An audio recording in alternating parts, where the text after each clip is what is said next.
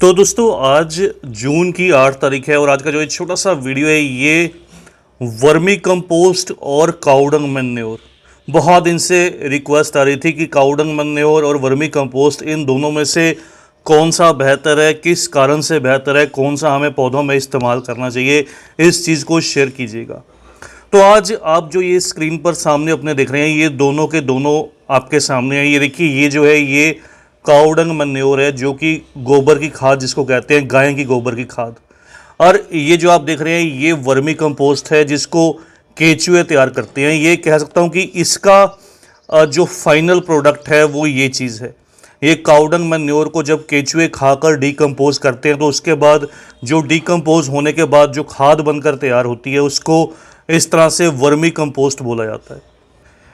तो दोनों में से कौन सी बेहतर है, कैसे बेहतर है, आज की इस वीडियो में कंप्लीट आपको इन्फॉर्मेशन दूंगा। वीडियो को पूरा देखिएगा, वीडियो आपको इन्फॉर्मेटिव लगेगी। सबसे पहले दोस्तों अगर बात करें इनके न्यूट्रिशन वैल्यू की, इनके अंदर कौन से जो एलिमेंट हैं वो प्रेजेंट रहते हैं, कितनी क्वांटिटी में रहते हैं, क्या पौधों को बेनिफिट देते हैं, सबसे पहले ये जान लेते हैं। तो देखिए, जो सबसे पहले मेजर न्यूट्रेंट की अगर बात की जाए, मेजर न्यूट्रेंट रहते हैं NPK, नाइट्रोजन, फॉस्फोरस और पोटेशियम। उसके साथ साथ एक जो और मेजर में ही आप कह सकते हैं कार्बन, जो मैटर रहता है वो बहुत इंपॉर्टेंट रहता है प्लांट्स की ओवरऑल ग्रोथ के लिए, ओवरऑल डेवलपमेंट के लिए। तो अगर बात करूं इस तरह से, गाय की जो सड़ी हुई गोबर की खाद रहती है इसके अंदर ये सभी के सभी जो न्यूट्रिएंट्स हैं वो वर्मी कंपोस्ट से हाफ क्वांटिटी में रहते हैं। वर्मी कंपोस्ट में ये सभी जो न्यूट्रिएंट्स हैं डबल क्वांटिटी में रहते हैं। केवल अगर कार्बन की बात करूं तो कार्बन ऑलमोस्ट दोनों में जो है वो सेम रहता है, लेकिन अदरवाइज नाइट्रोजन जो है वो इसमें कम रहती है बजाय कि वर्मी कंपोस्ट के। पोटेशियम भी जो है इसमें कम रहता है बजाय कि वर्मी कंपोस्ट के, लगभग हाफ क्वांटिटी। और उसी तरह से फॉस्फोरस भी जो है वो लगभग हाफ क्वांटिटी में जो रहता है।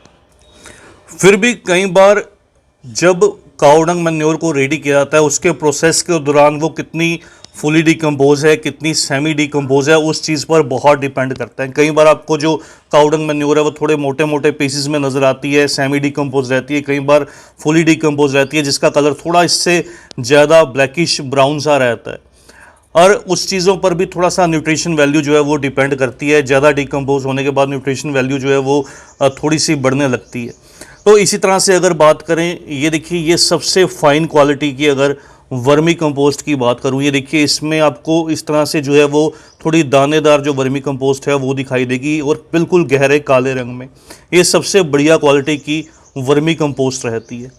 तो अगर आपको आपके आसपास नर्सरीज में ये अवेलेबल हो तो सबसे बढ़िया रहता है। हालांकि आप इसको ऑनलाइन भी परचेज़ कर सकते हैं, लेकिन ऑनलाइन कहूँ तो थोड़ी सी ये कॉस्टली रहती है। चलिए, अगर कॉस्ट की बात हुई है तो कॉस्ट की बात भी कर लेते हैं। कॉस्ट की बात में अगर बात करूं तो ये जो काउडंग मैन्योर है ये सस्ती अवेलेबल रहती है। हालांकि बड़े शहरों में थोड़ी सी मुश्किल से मिलती है, लेकिन अगर छोटे शहरों में बात करूं तो जिस तरह से ये मेरे पास आप देख रहे हैं, तो कोई भी आसपास आपके कैटल फार्म रहता है वहाँ पर ये फ्री ऑफ कॉस्ट भी आपको मिल जाएगी। गौशाला रहती हैं बहुत सी जगह, वहाँ पर आपको ये लगभग फ्री ऑफ कॉस्ट मिल जाएगी। या फिर नर्सरीज पर भी ये 5 रुपीज़ पर केजी बहुत ईजिली अवेलेबल रहती है। उसके बाद वर्मी कंपोस्ट की बात करूं तो अच्छी क्वालिटी की वर्मी कंपोस्ट, देखिए हमारे एरिया में जो ये जो आप वर्मी कंपोस्ट देख रहे हैं ये 10 रुपये पर केजी है।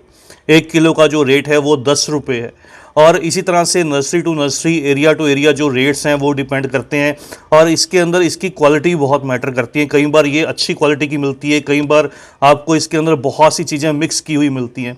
ख़ास तौर पर इसके अंदर जो है वो कई बार यूज्ड चाय की पत्ती को मिला दिया जाता है इसकी कॉस्ट को कम करने के लिए, या फिर इसके अंदर जो है वो रेत की क्वांटिटी को ऐड कर लिया जाता है, काली मिट्टी को ऐड कर दिया जाता है। इस तरह से बहुत सी चीज़ें हैं जो इसको हैवी बनाने के लिए इसके अंदर ऐड की जाती हैं और इसकी जो कह सकता हूँ कि रेट को कम कर दिया जाता है, लेकिन उसके अंदर जो इसके न्यूट्रिएंट्स हैं वो भी कम हो जाते हैं।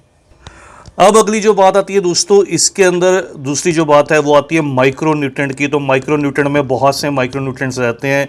कॉपर रहता है, कैल्शियम रहता है, मैग्नीशियम रहता है, आयरन रहता है और भी बहुत से माइक्रो न्यूट्रिएंट रहते हैं। तो माइक्रोन्यूट्रिएंट की भी अगर बात की जाए तो जो ये फुली डिकम्पोज है, जो इस तरह से डिकम्पोज वर्मी कंपोस्ट रहती है, इसमें माइक्रोन्यूट्रिएंट भी लगभग सभी के सभी जो हैं वो डबल क्वांटिटी में रहते हैं, बजाय कि इस तरह से जो ये सेमी डिकम्पोज कह लीजिए, या इसमें अगर आप फुली डिकम्पोज भी ले आएंगे तो इसमें जो काऊ डंग मैन्योर रहती है, इससे डबल क्वांटिटी में जो न्यूट्रिएंट्स हैं, माइक्रोन्यूट्रिएंट्स हैं, वो सब डबल क्वांटिटी में वर्मी कंपोस्ट में अवेलेबल रहते हैं। इस लिहाज से अगर बात करूं तो वर्मी कंपोस्ट बेहतर रहती है इस तरह से काऊ डंग मैन्योर के अकॉर्डिंग। दूसरी बात आती है इसके बाद मॉइस्चर होल्डिंग कैपेसिटी की। तो ये देखिए, ये मॉइस्चर होल्डिंग कैपेसिटी इसमें बहुत ज़्यादा रहती है। अगर आप एक बार पौधों के अंदर इसका इस्तेमाल करेंगे, पौधों को पानी देंगे, तो लंबे समय तक पौधों में जो नमी है वो बनी रहेगी। ये मिट्टी के अंदर नीचे तक इकट्ठी होकर बैठ जाती है कई बार, तो उससे मॉइस्चर बहुत ज़्यादा नीचे की तरफ बना रहता है, आपको लगातार पानी जो है वो नहीं देना पड़ता। वहीं दूसरी तरफ ये मोटे मोटे टुकड़ों में रहती है, थोड़ी बड़े बड़े पीसेस में रहती है, दानेदार रहती है इस तरह से। तो इसके अंदर मॉइस्चर होल्डिंग कैपेसिटी थोड़ी सी कम रहती है। इसके अंदर पानी देने के बाद एरिएशन ज़्यादा होने की वजह से पानी जल्दी से सूखने लगता है। अगला अगर नेगेटिव पॉइंट की बात करूं तो वो एक सच में बहुत ज़्यादा नेगेटिव पॉइंट निकल कर आता है। वो ये कि ये जो कह सकता हूँ कि गोबर की सड़ी हुई खाद रहती है, चाहे किसी भी जानवर की रहे, तो वो क्या होता है, इस तरह से जानवर जो है वो घास फूस बहुत ज़्यादा खाते हैं, जिनको खुला छोड़ दिया जाता है इधर उधर खेतों के अंदर।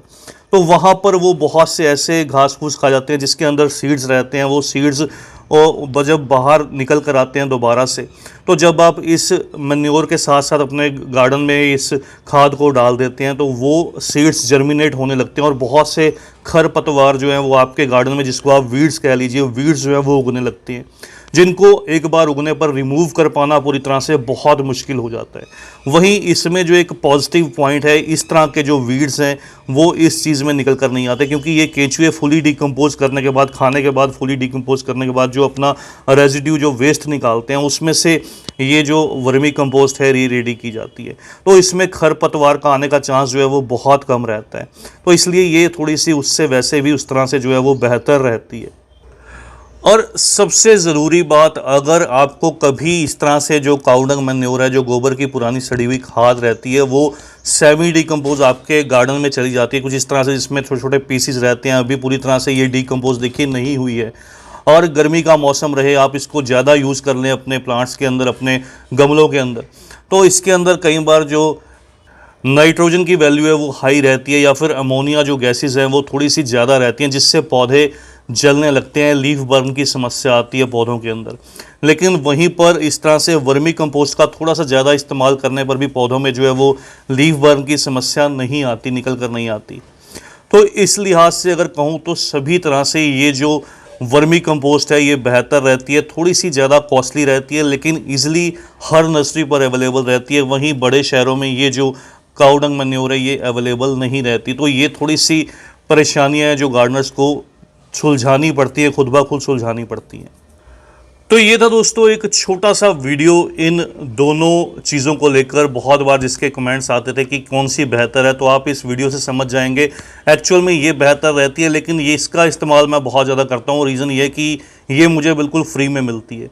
तो गार्डनिंग ऐसी चीज़ है जो शौक़ के साथ साथ फ्री में अगर हो जाए काम तो वो बहुत बढ़िया रहता है, इसलिए फ्री की चीज़ को प्रेफर किया जाता है। इसको आप डीकम्पोज होने के लिए गीला करके छोड़ दीजिए। और एक जो और बात बताना चाहूँगा, वो इसको डीकम्पोज होने में शायद ज़्यादा समय लग जाता है बजाय कि वर्मी कंपोस्ट को रेडी होने में। तो बस दोस्तों, आज की इस छोटी सी वीडियो में इतना ही। जल्द ही मिलते हैं किसी और नए टॉपिक के साथ, किसी और नई वीडियो के साथ। तब तक के लिए bye, heavy gardening, take care.